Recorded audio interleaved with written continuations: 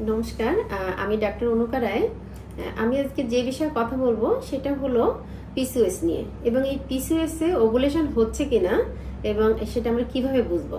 PCOS এ main যেটা সমস্যা সেটা হচ্ছে ইরেগুলার ওভুলেশন বা ডিম্বোস্পটন।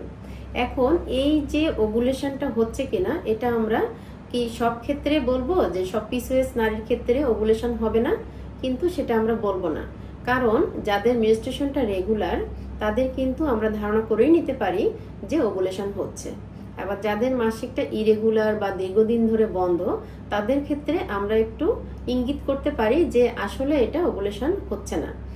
এজন্য আমাদের অবশ্যই এটা খুবই ইম্পর্টেন্ট যে যাচাই বাছাই করতে হবে যে আসলে ওভুলেশন হচ্ছে কিনা, কারণ এখানে কিন্তু একটা হরমোনাল ইমব্যালেন্স থাকে। এই হরমোনের চিকিৎসা এবং ওভুলেশন বা গর্ভধারণের চিকিৎসা দুটোর জন্যই আমাদের দরকার ওভুলেশনটা হচ্ছে কিনা এটা ঠিকমতো জানা।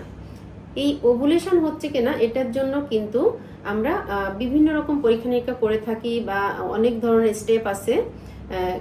এখন পিসিওএস এর ক্ষেত্রে আমরা মেইনলি কোনটা করি? অন্যান্য প্রেগনেন্সি বা নর্মাল প্রেগনেন্সির ক্ষেত্রে বা আমরা যদি নর্মাল ফিমেলের ক্ষেত্রে চিন্তা করি তখন দেখি যে ওভুলেশনের সময় মানে ওভুলেশনটা হয়ে গেলে বেজাল বডি টেম্পারেচার মানে শরীরের টেম্পারেচারটা বেড়ে যায়। আবার ডে 21 প্রজেস্টেরন করলে বেড়ে যায়। আবার দেখা যায় যে এলএইচ কিট আছে, এলএইচ কিট দিয়েও কিন্তু এলএইচ সার্চ বা ওভুলেশনটা আমরা দেখি, কিন্তু এই পিসিওএস এর পেশেন্টের ক্ষেত্রে কিন্তু এগুলা সম্ভব না। পিসিওএস এর ক্ষেত্রে নরমালি কিন্তু এলএইচটা বেশি থাকে, সুতরাং এলএইচ কেট, এই বেজাল বডি টেম্পারেচার এবং এই ডে 21 প্রজেস্টেরন এগুলা কিন্তু কোনোটাই অ্যাকুরেট রেজাল্ট আসবে না।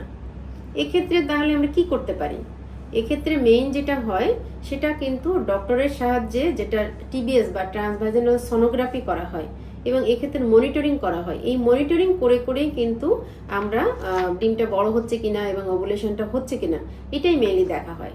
তাহলে এটাই হচ্ছে পিসিওএস এর ক্ষেত্রে ওভুলেশন হচ্ছে কিনা দেখার প্রধান এবং একমাত্র পথ, যেটা হচ্ছে সব থেকে অ্যাকুরেট ভাবে করা যায় সেটা হচ্ছে ট্রান্সভাজিনাল সোনোগ্রাম।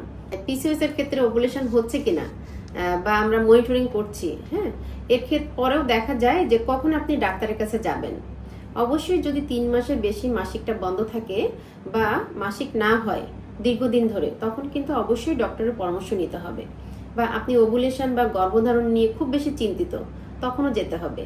বা আপনার ওজনটা হঠাৎ করে বেড়ে গেল বা শরীরে প্রচুর পরিমাণ লোম এবং মুখে ব্রণ, তখন কিন্তু আপনাকে ইমিডিয়েটলি একজন ফার্টিলিটি ডক্টরের কাছে যেতে হবে এবং গেলেই আপনি একটা সুপরামর্শ পাবেন এবং সেক্ষেত্রে আপনার কিন্তু এই পিসিওএস এর ক্ষেত্রে ওভুলেশনটা আমরা মেনটেন করে গর্ভধারণ করা সম্ভব। সেক্ষেত্রে আপনাকে কিন্তু ধৈর্য ধারণ করতে হবে এবং চিকিৎসাটা নিয়ে সুস্থ থাকতে হবে। ধন্যবাদ সবাইকে, সবাই ভালো থাকুন, সুস্থ থাকুন।